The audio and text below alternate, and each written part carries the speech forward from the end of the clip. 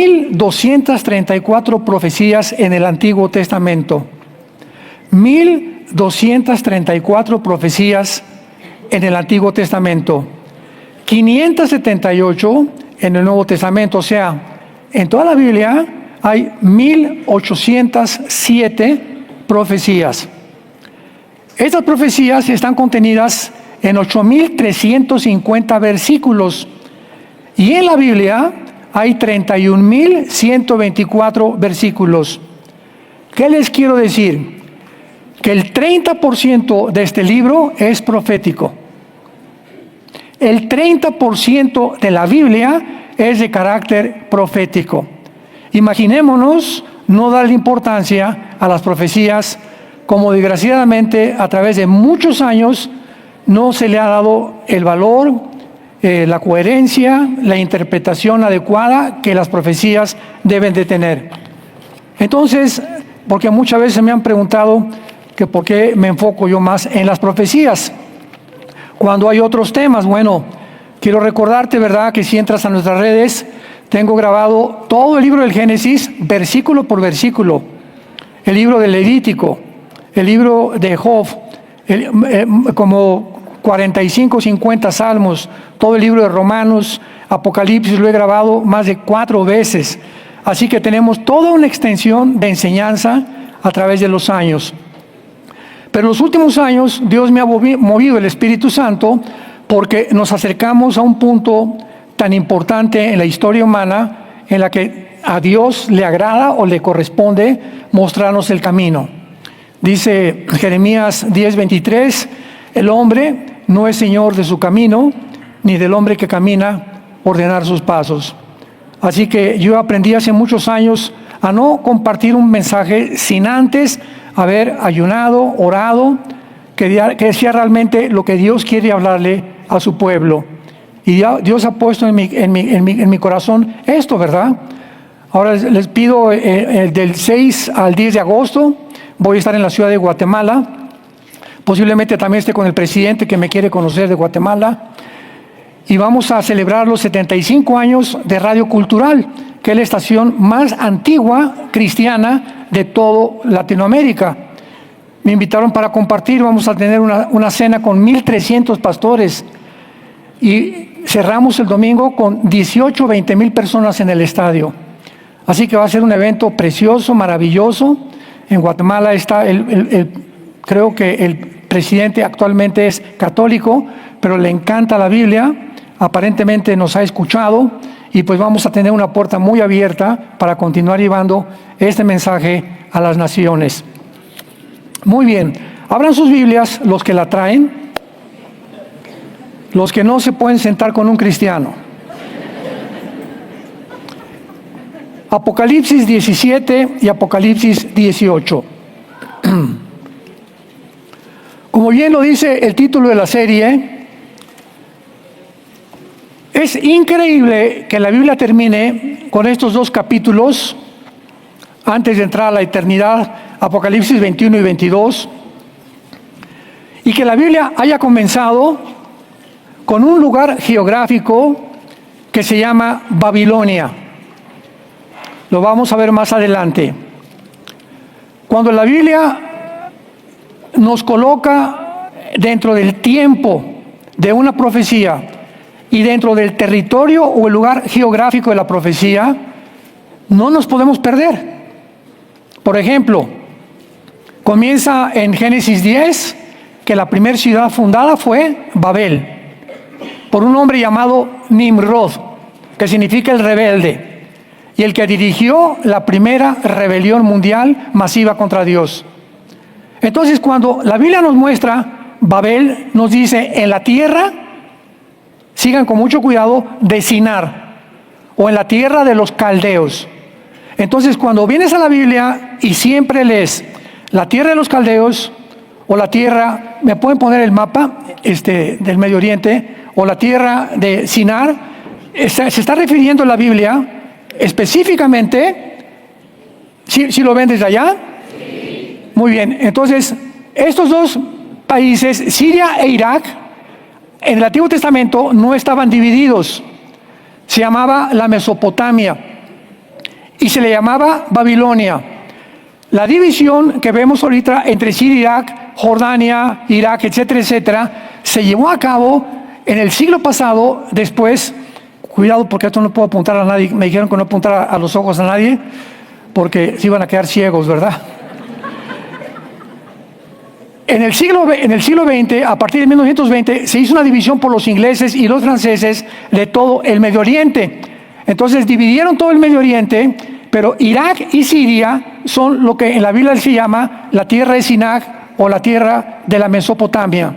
Ahora, esto es muy interesante porque aquí todo lo que es Irak es lo que corresponde actualmente a Babilonia. Irak corresponde a la Babilonia bíblica. Entonces ya sabemos exactamente cuando la Biblia habla de Babilonia a qué territorio geográfico se está refiriendo. Muy bien, vayamos rapidísimo antes de Apocalipsis a Génesis capítulo 10 para poder cimentar esta enseñanza. En el versículo 8 al 10 dice así, Génesis 10 del 8 al 10. Y Cus engendró a Nimrod. ¿Quién fue Cus? Uno de los hijos de Noé. Noé tuvo 3 hijos, Sem, Cam y Jafet. Cus es Cam, o sea, desciende de Cam. O sea, cuando dice que Cus engendró a Nimrod, está hablando del territorio africano o del Medio Oriente y parte del Asia Central. Entonces vemos nosotros que toda la historia nos muestra que la historia comenzó en donde, precisamente de Irak, y fue de Irak de donde Dios llamó a Abraham. Todavía no había judíos, todavía no existía la nación de Israel. Esto es importantísimo para ubicarnos en la historia y en la cronología de la historia y en el tiempo para entender las profecías bíblicas. Hablando de Nimrod, fue vigoroso cazador delante de Jehová. Versículo 10, y fue el comienzo de su reino Babel. Erec, que es Irak, Akkad y Calné, ¿qué notan ahí? En la tierra de Sinar, o sea, entre Siria y entre Irak. Ahí se levantó por primera vez la torre de Babel. Ahora, qué interesante que la palabra Babel signifique confusión. Entonces, cuando el ser humano se aleja de Dios, el ser humano cae en su confusión.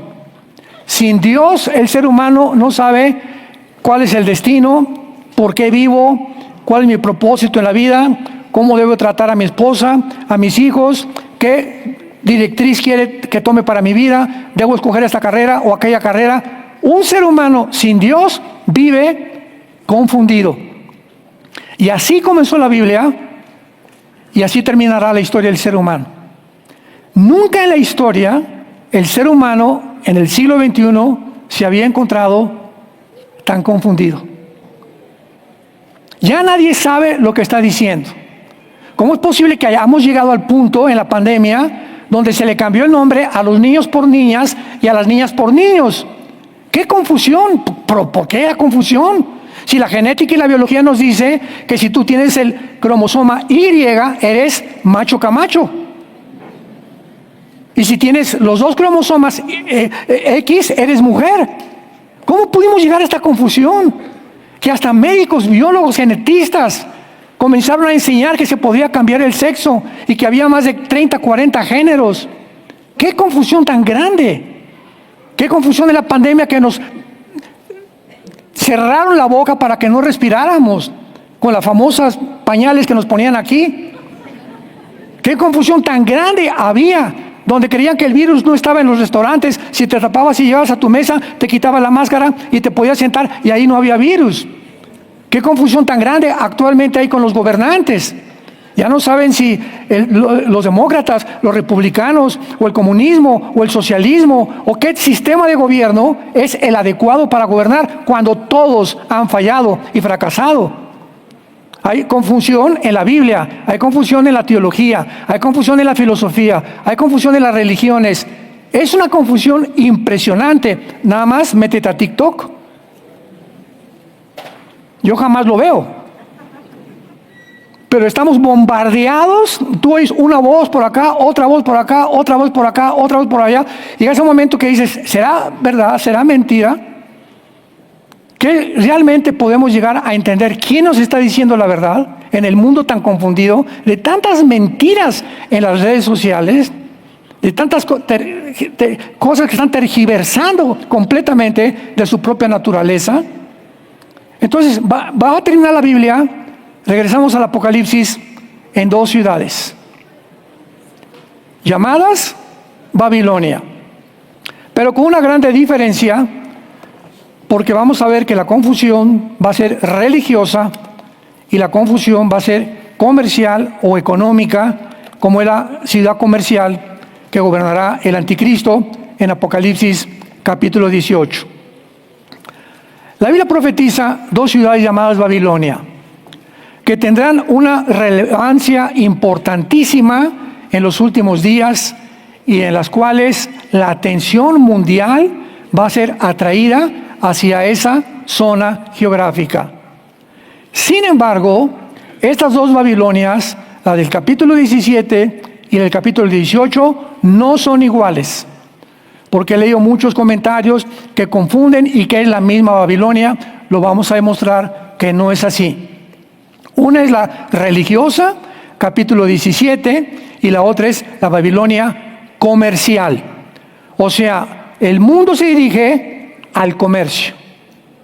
Dicen que en México el 70% de todos los profesionistas, o el mexicano que tiene un título de abogado, de doctor, de dentista, de oculista, etcétera, etcétera, se dedican al comercio y no a su profesión. Se dedican al comercio y no a su profesión. O sea, van a la escuela, a la universidad, se gradúan y se dan cuenta, ¿verdad?, que es dentro del comercio donde ellos pueden avanzar más rápidamente que en su propia profesión, por las pocas oportunidades que se presentan actualmente en el mundo. Y en los Estados Unidos está sucediendo el mismo fenómeno. En Estados Unidos hace 5 años, para no irnos tan lejos, si tú tenías un posgrado, un PhD, tenías una maestría, etcétera, etcétera, y llegabas a una compañía, te revisaban tus papeles, no tiene un posgrado o tiene una certificación de una famosa universidad, le daban el puesto a esa persona. Ahora se acabó. Se acabó completamente. Un ejemplo tan grande es nuestra hija Natalia, ¿verdad? Nuestra hija Natalia se graduó de una universidad allá en Estados Unidos, bastante buena la universidad, le dieron una muy buena beca también. Cuando acabó, antes de que se casara, buscó trabajo en todos lados. El único trabajo que encontró fue en un kinder con los niños cuidándolos. Y le dijeron, te vamos a dar de sueldo $2,000, que son ahorita como 25 o 30 mil pesos. Y en 3 años, según tu comportamiento, te aumentamos $500 más. O sea que ella en 5 años por lo menos no iba a ganar, con el título que tenía, más de $4,000 mensuales. Qué increíble, ¿verdad? Claro que se regresó a México, se casó aquí y está muy bien. Pero es la situación que se está viviendo. Es una situación de confusión, que las cosas en el mundo han cambiado drásticamente. Ahora bien, la palabra Babilonia se usa 283 veces en la Biblia. Es la segunda palabra usada más que Israel. Y generalmente, siempre que se usa Babilonia, se usa anexada o en conexión con Israel. O sea que Babilonia e Israel están así completamente en la Biblia. Por lo que cualquier cosa que suceda en Babilonia le sucede a Israel o viceversa. Y solo una vez la palabra Babilonia es usada como un símbolo, nada más una vez, en Apocalipsis 17. Dice el versículo 1 de Apocalipsis 17. Corroboremos esta verdad. Vi entonces uno de los 7 ángeles que tenían las 7 copas y habló conmigo diciéndome: ven acá y te mostraré la sentencia contra la gran ramera que está sentada sobre muchas aguas. El título que se le da: a la Babilonia del capítulo 17 es el título de una prostituta espiritual o de un sistema religioso que se ha vendido y que en los últimos días tendrá su base en la ciudad de Roma. Versículo 18. Y la mujer que has visto es la gran ciudad que reina sobre los reyes de la tierra. Cuando Juan, el apóstol, escribe el Apocalipsis, la ciudad que reinaba en el mundo, ¿cuál era? ¿Tlalnepantla? Roma. Entonces, no hay vuelta de hoja, o sea, no podemos estar, pues yo creo que va a ser esto, va a ser Roma el asiento de un sistema religioso que se vendió, que se prostituyó, que apostató, y Dios le llama ramera. ¿Por qué le llama ramera? Porque en el mundo natural, una mujer que ofrece su cuerpo por dinero, ¿qué cosa está haciendo? Se está vendiendo. En el área espiritual, cuando una persona ofrece sus servicios y se mezcla con la política para poder tener ganancias, se está vendiendo y prostituyendo el llamado que Dios le hizo. Entonces, por ejemplo, Roma durante casi siglos, ¿verdad? Más de 10 siglos, nadie podía en Europa, ningún príncipe de Holanda, ni el rey de España, ni de Inglaterra, nadie podía hacer negocios, podía casarse con nadie sin el permiso de Roma.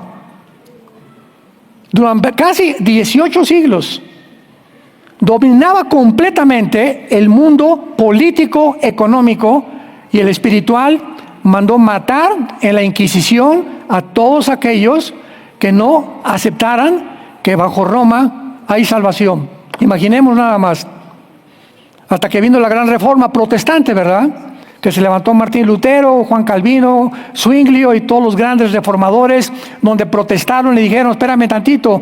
Calvino dijo, ¿cómo es posible? Él era un monje y leyó lo que estaba estipulado por el Vaticano, que Roma salva, que los santos son intermediarios entre nosotros, que a través de la hostia es la conversión mágica del cuerpo de Cristo por la sangre de Cristo. Entonces agarró Lutero y puso las 95 tesis en un papel y las clavó en la catedral de Wittenberg en Alemania.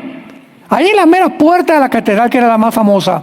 Y vinieron pues todos los obispos y todos los cardenales. El Papa mandó que las quitaran las 95 tesis y lo mandaron citar al Vaticano a Martín Lutero. Y entonces estaba una gran procesión de todos los cardenales de un lado y del otro, y el Papa en medio, y Lutero en medio, y le dijo el Papa, Martín Lutero, ¿aceptas que tú hiciste estas 95 tesis? Sí, contestó Martín Lutero.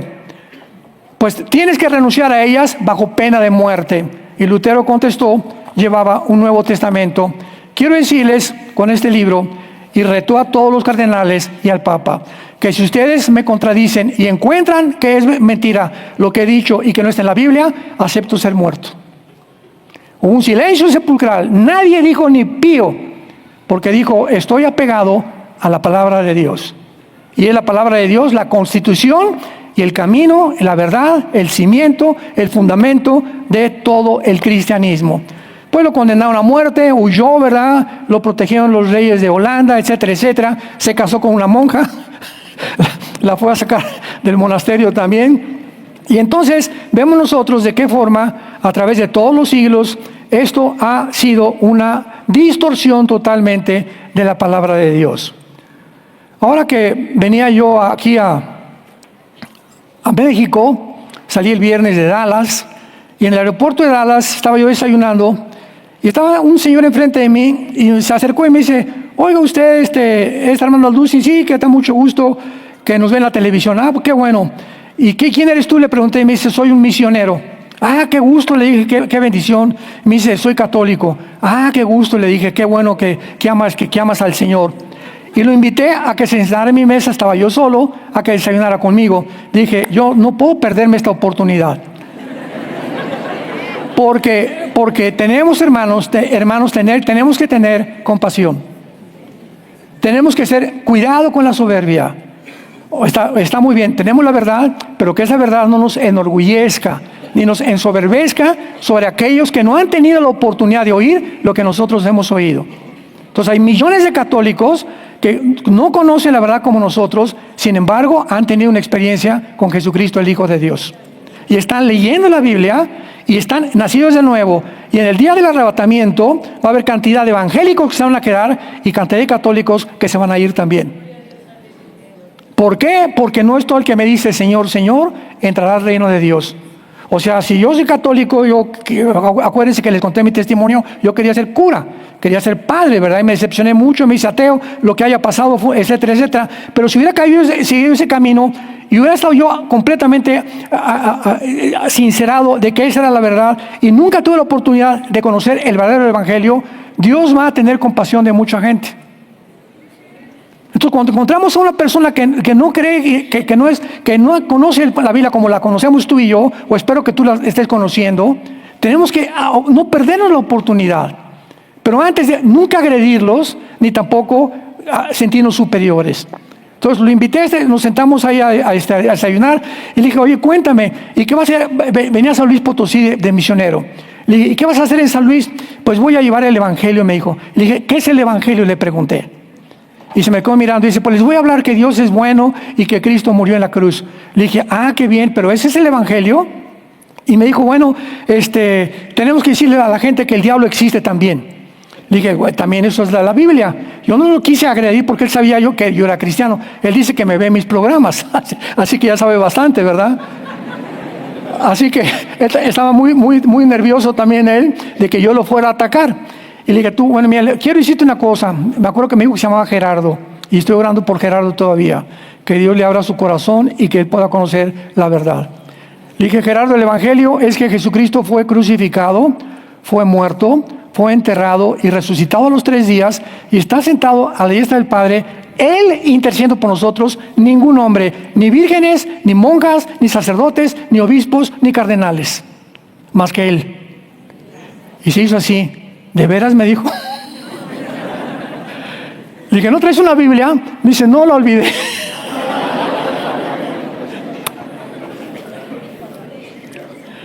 No le podía regalar la mía porque la mía la tengo desde hace muchos años, ¿verdad? Y la tengo con muchos apuntes, etcétera, etcétera.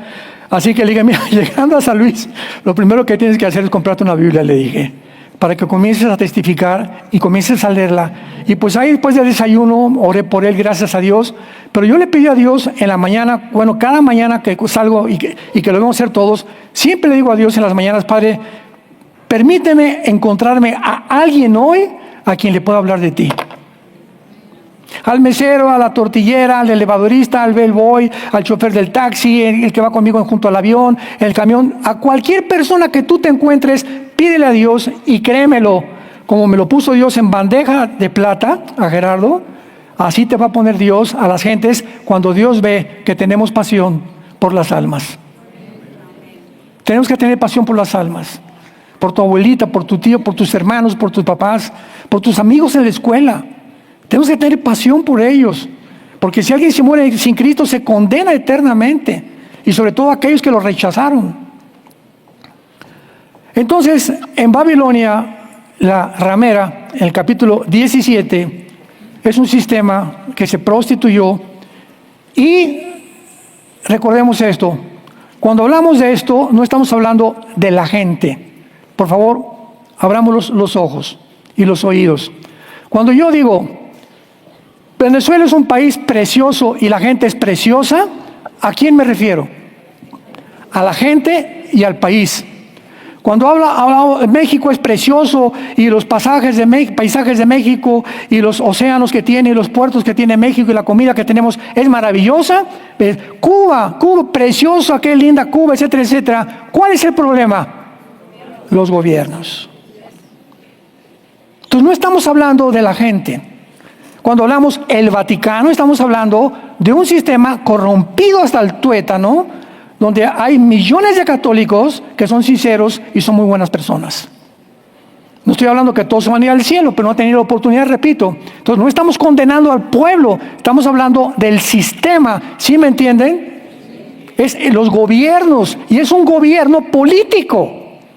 Y todos los gobiernos, no importa el que tú me menciones, todos los gobiernos se corrompen.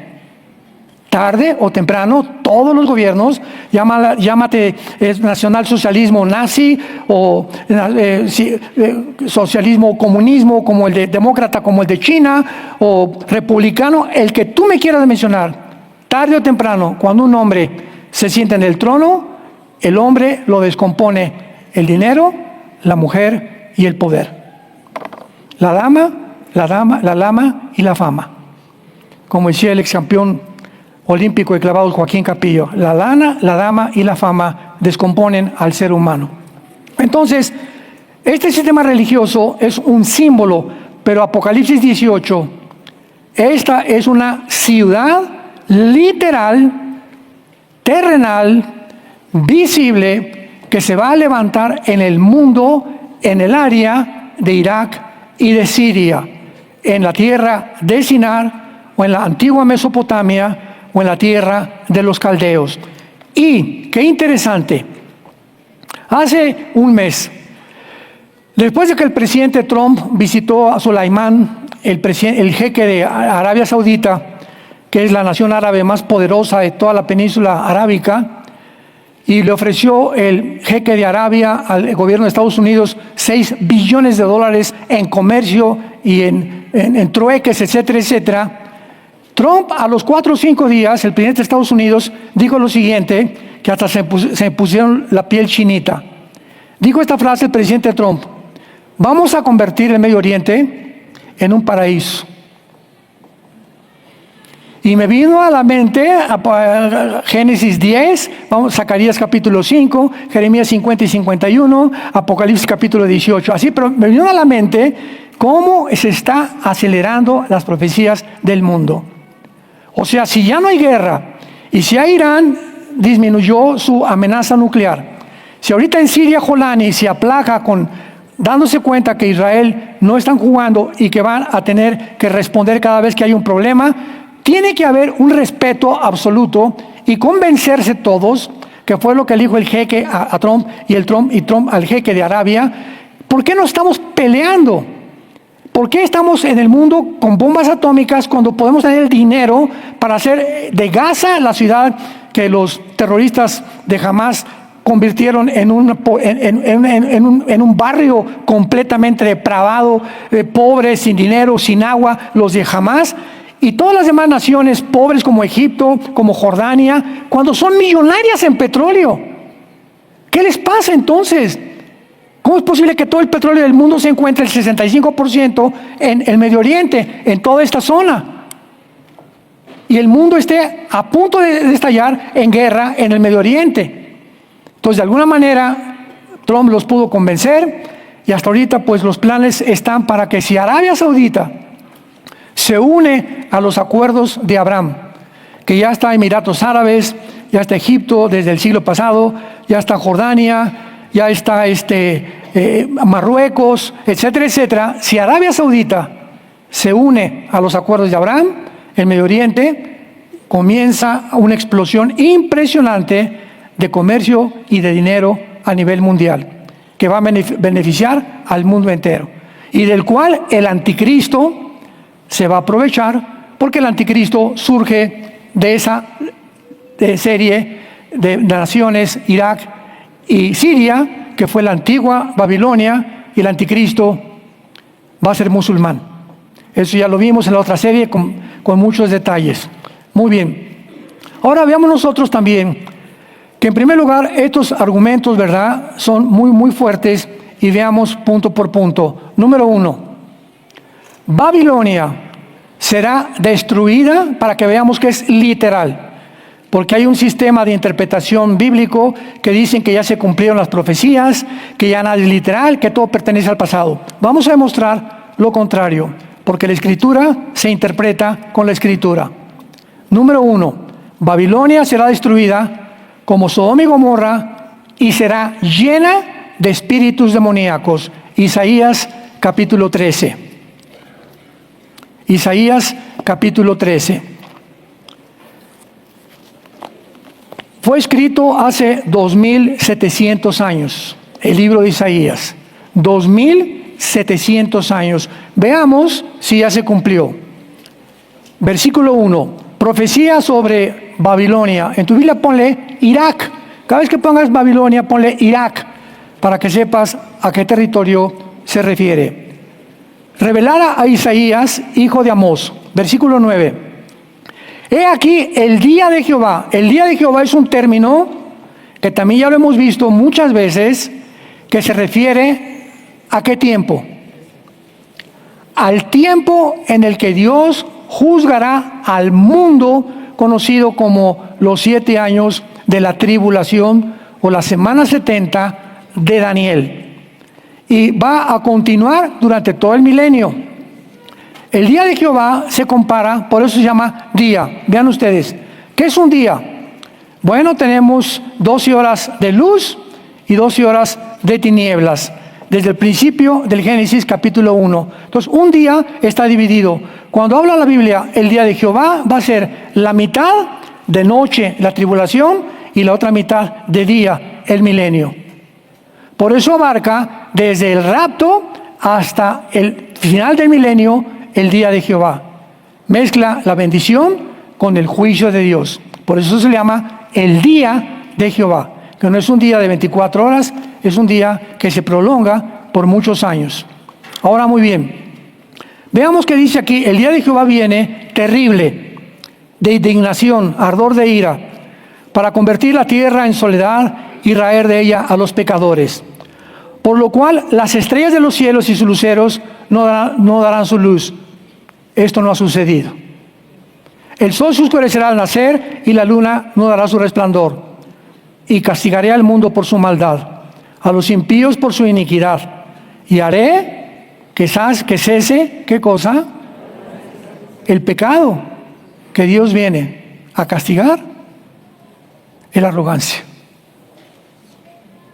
¿Cuál arrogancia? Bueno, el Foro Económico Mundial, hace un año,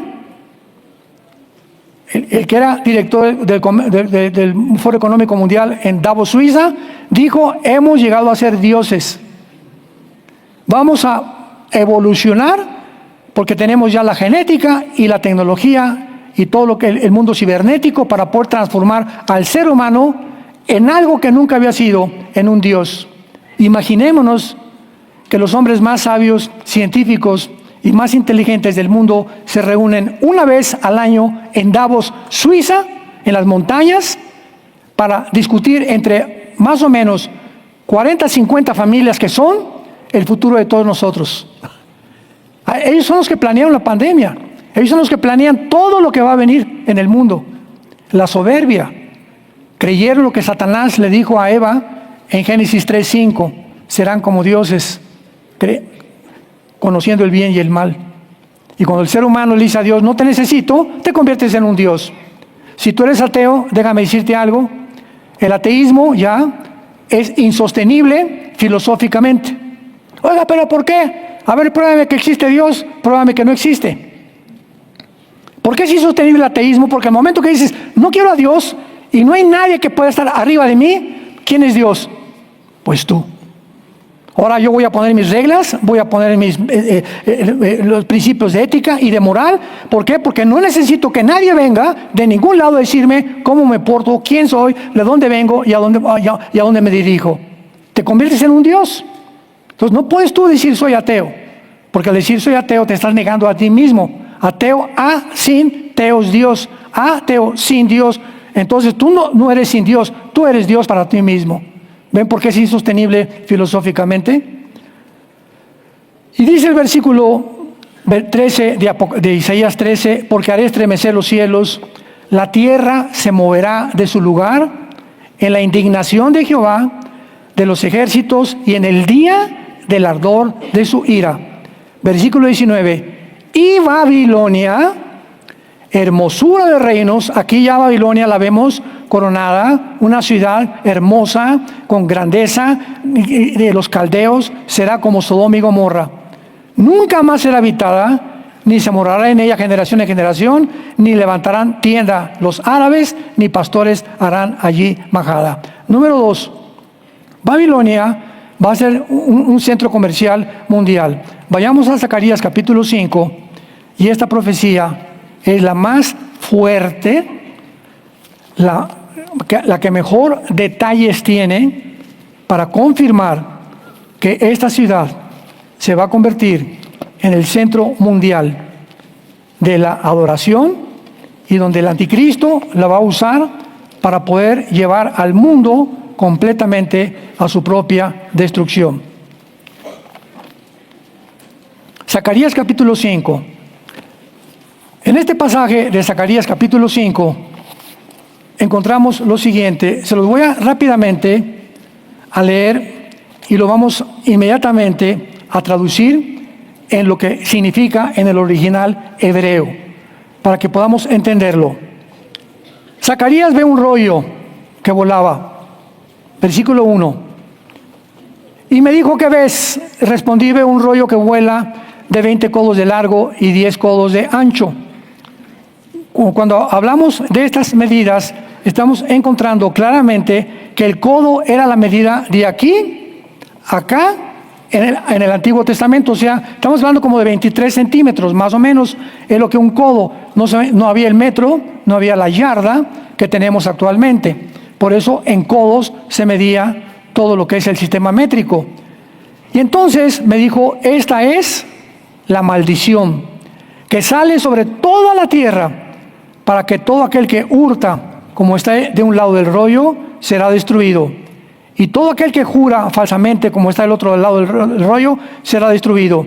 Aquí Zacarías está viendo los mandamientos de Dios, que vuelan por todo el mundo, y Dios no hace acepción de personas.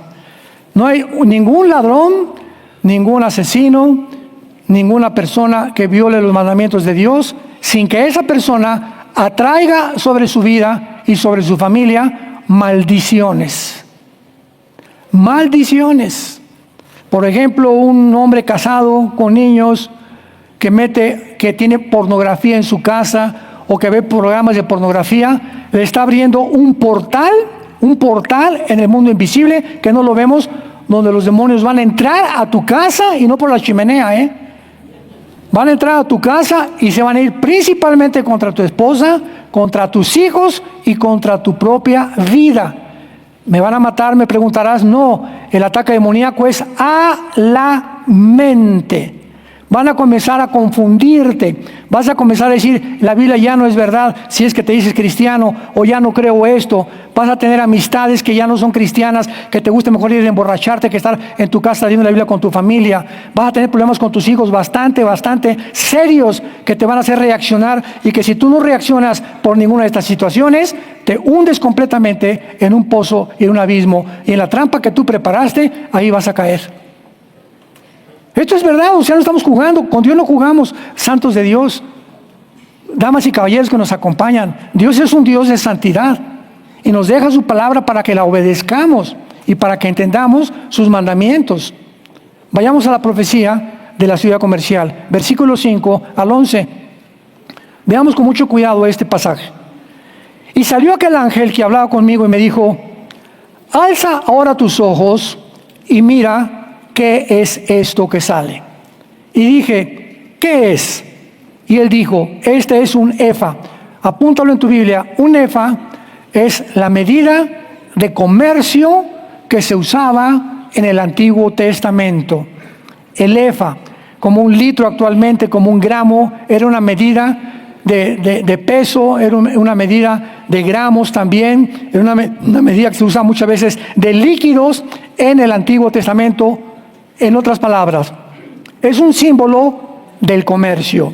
Vio un efa volando, como si dijéramos ahorita, veo un dólar o veo un peso, ¿verdad? Inmediatamente, ¿qué es? El símbolo monetario, ¿verdad?, del sistema que se mueve en ese mundo o en ese país. Veamos con mucho cuidado. Y entonces dijo, esta es la iniquidad. Se le llama al comercio la palabra ayin, A-Y y latina, N de Nancy, ayin en el hebreo, que se tradujo iniquidad, que significa el reflejo. Vamos por orden. Zacarías ve un símbolo del comercio volando, que está reflejando el comercio, maldiciones.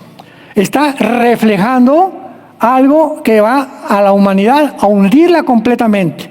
como por ejemplo un Wall Street cuando bajan las acciones. Tú sabes que comprar ahorita criptomonedas o todas esas monedas que están sacando, o ir a Wall Street, te voy a invertir en tal compañía $500, como puedes ganar en cualquier momento, todo lo que tú inviertas, así en segundos, lo puedes perder. La raíz de todos los males es el amor al dinero, por la cual muchos hombres fueron traspasados de muchos dolores, y muchos acabaron en la perdición. ¿Quiénes están en todas las cárceles del mundo? Personas que creyeron que con unos centavos más, robándolos, cometiendo fraude, engañando, etcétera, etcétera, corrompiéndose, podían mejorar su vida. Tarde o temprano, a los 60, 70, 80 años de edad, los pecados nos alcanzan. A Dios no se le escapa nadie. Y si alguien muere, ¿verdad? Como Hitler, bueno, que no fue el área en la que él destacó que le gustaba el dinero, sino el poder. Tarde o temprano, si mueren sin haber sido juzgados, los espera la condenación eterna. Pero no hay nadie que pueda evadir como ha vivido en esta vida delante de Dios. Muy bien, entonces Elifa va volando en el cielo, que está reflejando algo, y levantaron la tapa. Este símbolo del comercio estaba en una cajita de plomo. ¿Se acuerdan ustedes para qué se usa el plomo, verdad? El plomo lo usan para que, por ejemplo, los rayos X no pueden penetrar a través del plomo. Es un material que no permite que nada se pueda ver lo que está dentro. Entonces, el sistema del comercio, que estaba reflejando una maldición, se encontraba en una cajita de plomo. Levantaron la tapa de plomo y una mujer estaba sentada en medio de aquel efa. Una mujer sentada sobre el símbolo del comercio dentro de la caja de plomo. Y me dijo, esta es la Rishah, como suena en el hebreo, R-I-S-H-A-H, Rishah, que se tradujo la maldad. Vamos a ver la interpretación, no se me adelanten. Y la echó dentro del efa y echó la masa de plomo en la boca del efa. O sea, está la cajita de plomo, dentro está el sistema del comercio, una mujer sentada arriba y de repente se cierra la cajita de plomo. Dentro está la mujer y dentro está el sistema del comercio que refleja la maldad. Alcé luego mis ojos y miré. He aquí ahora dos mujeres, Isha. La palabra hebrea para mujeres, Isha, I-S-H-A. Para hombres, Ish. El varón es Ish. La mujer es Isha, que salían y traían viento en sus alas, y alas como de cigüeña, y alzaron el efa entre la tierra y los cielos. La cigüeña, qué irónico, la usamos para traer bebés, ¿verdad? ¿Qué te trajo la cigüeña? La cigüeña es un símbolo de la maldad y del mal en la Biblia. En Levítico capítulo 11 vas a ver tú que la cigüeña es un ave inmunda. ¿Y por qué la usamos? Para traer bebés. A los míos no los trajo una cigüeña. Discúlpame. Todo esto tiene algo que ver, vamos a verlo. Dije el ángel que hablaba conmigo, ¿a dónde llevan el efa? O sea, ¿a dónde llevan el comercio? Y él me respondió, para que les sea edificada casa en tierra ¿dónde es la tierra de Sinar? Irak, Siria o la tierra de los caldeos, para que les sea edificada casa en la tierra de Sinar, y cuando esté preparada la pondrán sobre su base. O sea, esta profecía nos habla que el sistema del comercio mundial que se encuentra actualmente en Wall Street va a ser transportado al Medio Oriente. Cuando Trump dijo, hagamos un paraíso del Medio Oriente, ¿por qué creen que se me pusieron los pelos como chinitos? Porque en ese momento la Biblia nos muestra hace 2700 años que va a haber una gran ciudad comercial que va a estar edificada en el Medio Oriente y que va a ser la ciudad que el anticristo va a gobernar y el mundo va a venir de todas partes para poder comerciar ahí todas las cosas que vamos a ver más adelante, que van a poder llevarles a los hombres a su propia perdición. Aunado a esto, veamos qué dice Santiago capítulo 5 en el Nuevo Testamento. Para que tengamos una idea de qué maldición tan grande hay cuando el dinero se usa de una forma equivocada o cuando anhelamos tener más de lo que Dios nos ha dado. Santiago 5, vean esto. Vamos ahora, ricos, lloren y aullad por las miserias que os vendrán. Me detengo rápido, acordémonos, no es malo ser rico, ¿verdad? Según de Timoteo, porque la raíz de los males es el amor al dinero. No es el dinero. Tú puedes tener una casa de 5 millones de dólares y coches, Mercedes, lo que tú quieras. Si en la misma medida que tú tienes dinero, tú lo das a la obra de Dios, te evitas caer en la avaricia. Cuando guardamos más de lo que debemos de guardar, es cuando caemos en la trampa del dinero. Y es a quienes se dirige estas palabras que seguimos leyendo. Aullad por las miserias que los vendrán. Escuchen, vuestras riquezas están podridas, vuestras ropas comidas de polilla, vuestro oro y plata está enmohecido. Su moho testificará contra ustedes, devorará de todo vuestras carnes como fuego. Habéis acumulado tesoros para los días postreros. ¿Por qué? He aquí clama el jornal de los obreros que han cosechado vuestras tierras, el cual por engaño no les ha sido pagado por vosotros, y los clamores de los que habían cegado han entrado en los oídos del Señor de los ejércitos. Precisamente, damas y caballeros, santos de Dios, por causa de lo que dice el versículo 4, se levantó el comunismo y el socialismo, la revolución zarista de Rusia, la revolución bolchevique y la revolución francesa y la revolución mexicana.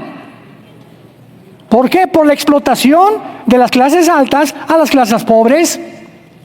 Y cuando el Nikolai Lenin encontró, ¿verdad?, que se podía explotar esto porque la gente está, oye, los ricos, yo estoy así porque los ricos me han robado, y porque esto, ¿y quién hacían los ricos en aquel tiempo? Estados Unidos, los imperialistas. Vamos a luchar contra los imperialistas, y el comunismo corre por todos lados porque la culpa la tienen ¿quiénes? Los que tienen dinero, y no es así.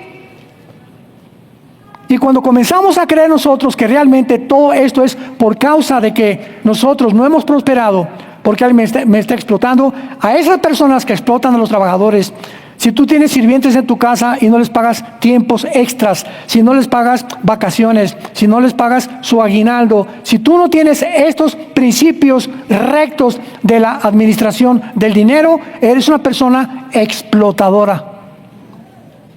Y Dios no va a perdonar esto. Tenemos que ser justos con todos nuestros tratos con nuestros semejantes. Dios ha oído y ha visto a los que explotan a sus semejantes, por lo cual los tienen, por ejemplo, como en Cuba, por pobre pueblo cubano, ¿verdad? Como en Venezuela, es un pueblo explotado. Nicaragua es un pueblo explotado. ¿Por quién? Por una cúpula, por un séquito de personas o familias que se aprovechan de ellos y no les da lo que merecen, y todo para acá y para acá y para acá. Cuando murió Fidel Castro, le encontraron más de 50 millones de dólares en el extranjero. La hija de Chávez le encontraron con millones de dólares, no sé en dónde más, igual que a Hugo Chávez, ¿verdad? O sea, son puras mentiras. Queremos que todos seamos iguales. No es cierto, no es cierto, no es cierto. El mundo ha estado demasiado ciego ante la realidad. Versículo 5, han vivido en deleites sobre la tierra, han sido disolutos, han engordado vuestros corazones como en día de matanza. Han condenado y dado muerte al justo, y él nos hace resistencia. Finalmente, acaba este discurso a los jueces, ministerios públicos, diputados, senadores, que tienen no el poder el dinero, el poder político para hacer dinero y explotar a sus semejantes. Y esto es lo que causa las revoluciones. Yo cuando era joven fue lo que me movió. Yo me quería ir a Cuba, guerrillero. Me quería en el barco Grama, en el que se fue Fidel Castro y el Che Guevara a organizar el ataque al cuartel de Moncada, que fue el primer fracaso de Fidel Castro. Porque somos idealistas, estamos cansados de tanta explotación de los gobiernos. Y queremos, a través de la revolución armada y violenta, mejorar y cambiar el gobierno. Venimos a Cristo y nos dice Cristo: no es el camino, hijo mío, no es el camino. La venganza es mía, dice el Señor. Sigue la paz y síguela y predica el Evangelio.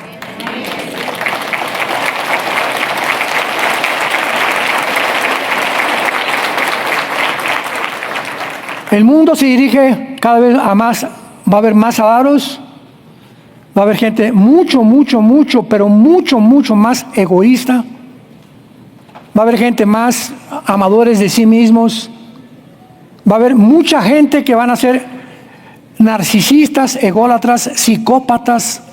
Cuando una persona es narcisista y se ama nada más a sí mismo, ególatra, y no tiene empatía por los demás, ni se compadece de los pobres. Oye, vas en la calle, por el amor de Dios, o el periférico, ahí está una niña con los que están haciendo como circo en las calles, o vendiéndote chicles. Quítate, niña. ¿Qué te cuesta darle 5 pesos? ¿Qué te cuesta darle 10 pesos?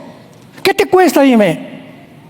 ¿Eres cristiano? ¿No tienes compasión? ¿No te está robando? O dale el agua a la ventana. No, pero mira, te doy 5 pesos. Pasamos desapercibidos. Todo ese mundo, toda esa gente, les ayudamos a comprar una torta. Ese día comieron porque tú les diste una torta. Y te será recompensado por Dios. Pero nos aislamos en nosotros, nos metemos una brújula en una caja de cristal donde ya no veo a nadie, ni importa qué está pidiendo acá, ni tampoco no tiene zapatos, no veo a nadie más que a mí. Y cuando caemos en ese centralismo, en ese egocentrismo, es cuando hemos abandonado completamente la gracia de Dios.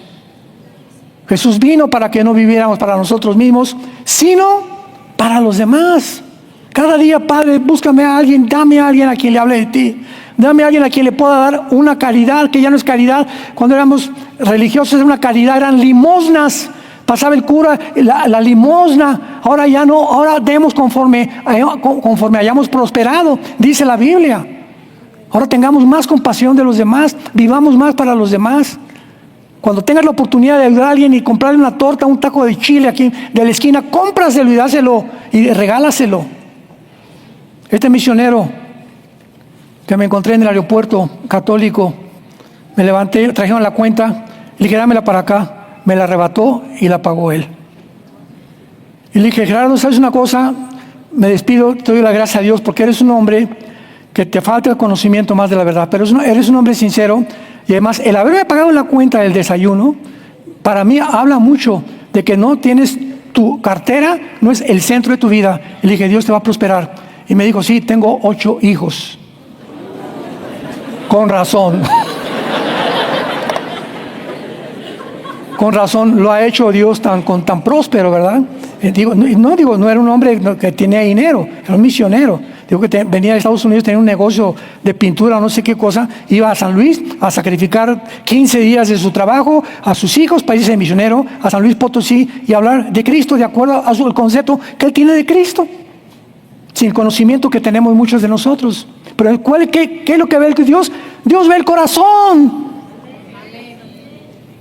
Tiene un corazón lindo, un corazón que quería ayudar a la gente, y pagarme la cuenta para mí significó muchísimo. Porque vi un hombre que es desprendido, que un hombre que le gusta dar en lugar de recibir. Y por eso oremos por él. Acuérdense, se llama Gerardo, está en San Luis Potosí, oren por él. Misionero católico, segurísimo, yo me lo voy a encontrar, me lo voy a volver a encontrar, convertido a Jesucristo.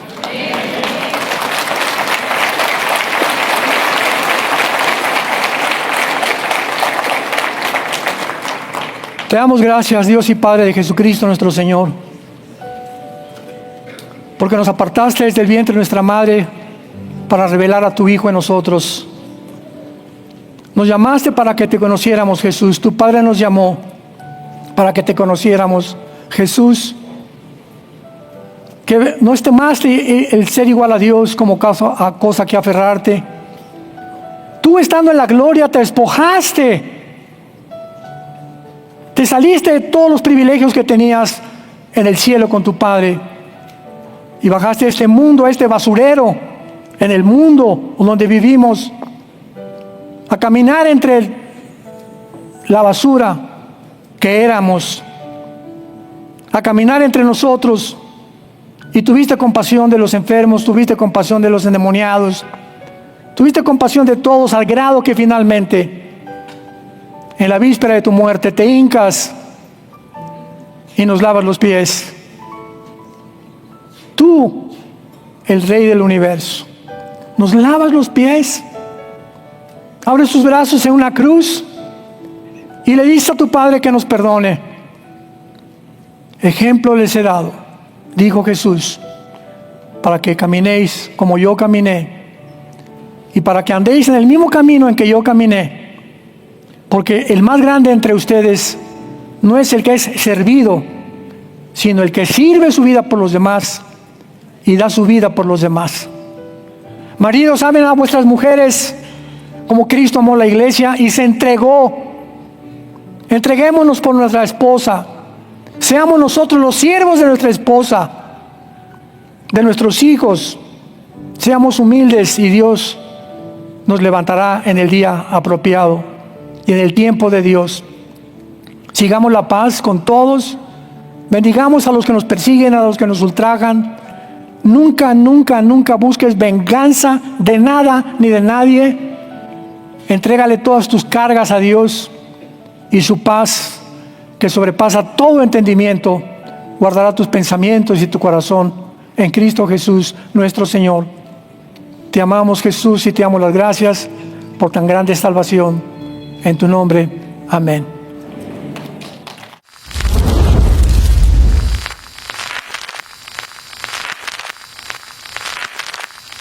Hola, ¿qué tal? Me da mucho gusto saludarles y quisiera simplemente comunicarles que gracias a todos ustedes a través de todas las naciones del mundo que aman la palabra de Dios y que realmente están interesados en que nosotros como organización Vida Nueva para el Mundo y Armando Alducin Ministries continuemos predicando el Evangelio de la Gracia de Jesucristo y que podamos nosotros continuar haciéndolo gracias a sus donaciones.